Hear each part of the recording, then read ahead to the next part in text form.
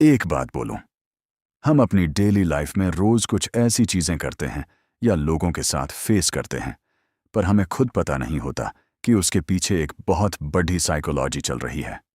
आज मैं आपको कोई ज्ञान या लेक्चर नहीं देने वाला, बस 5 ऐसे सिंपल एग्जाम्पल्स से समझाऊंगा जो हर दिन आपके साथ हो रहे हैं।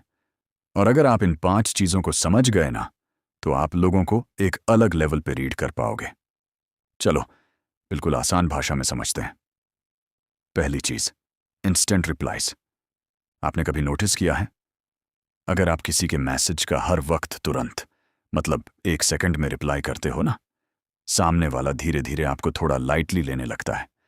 उन्हें लगता है कि आप हर वक्त फ्री हो, आपके पास कोई काम नहीं है। लेकिन जैसे ही आप थोड़ा लेट रिप्लाई करना शुरू करते हो, चाहे आप सच में बिजी हो या थोड़ा गैप ले रहे हो, सामने वाले का बिहेवियर चेंज हो जाता है। वो आपके रिप्लाई का वेट करने लगते हैं।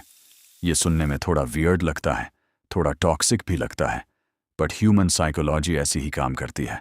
हम उस चीज़ की वैल्यू कम करते हैं जो हर वक्त इजीली अवेलेबल हो। दूसरी चीज़, एनर्जी एंड बैलेंस।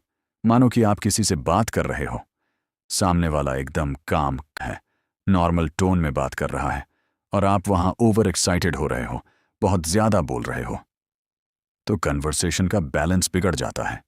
लोगों को लगने लगता है कि आप थोड़े टू मच हो या डेस्परेट हो। इसलिए किसी भी डिस्कशन में हमेशा सामने वाले की एनर्जी मैच करना जरूरी है। अगर वो काम है तो आप भी थोड़ा कंपोज्ड रहो। जब एनर्जी मैच होती है तभी कनेक्शन बनता है। तीसरी चीज जो मैंने पर्सनली नोटिस की है, ओवर एक्सप्लेनिंग। कई लोगों की आदत होती है, वो अपनी हर छोटी बात को, अपने हर एक्शन को दूसरों के सामने जस्टिफाई करते रहते हैं। मैंने ऐसा इसलिए किया क्योंकि वो वहां खड़ा था। फिर उसने ये बोला। याद रखो, जो लोग हर छोटी बात एक्सप्लेन करते हैं ना, उनका इम्पैक्ट धीरे धीरे कम हो जाता है। उनकी बातों की ग्रेविटी खत्म हो जाती है।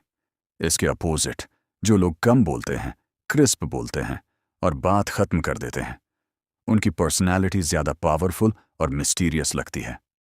चौथी चीज, इंस्टेंटली सब कुछ मत बताओ। कुछ लोग नए दोस्तों से मिलते हैं या किसी नए रिलेशनशिप में आते हैं और पहली दूसरी मुलाकात में ही अपनी पूरी लाइफ हिस्ट्री उनके सामने रख देते हैं, अपने दुख, अपने सीक्रेट्स, सब कुछ। यहां गलती क्या होती है? सामने वाले के लिए क्यूरियोसिटी खत्म हो जाती है। जब आप एक खुली किताब बन जाओगे तो कोई आपको क्यों पढ़ेगा? इसलिए थोड़ा सा गैप रखो, अपने बारे में चीजें धीरे धीरे रिवील करो। जब थोड़ा सस्पेंस रहता है ना, तो लोग खुद आपके बारे में सोचना शुरू कर देते हैं। पांचवीं और सबसे इंपॉर्टेंट बात, लोग आपके शब्द नहीं, फीलिंग याद रखते हैं। आपने जिंदगी में बहुत से लोगों से बात की होगी, पर आपको याद नहीं होगा कि उन्होंने 2 साल पहले आपसे क्या लाइंस बोली थीं।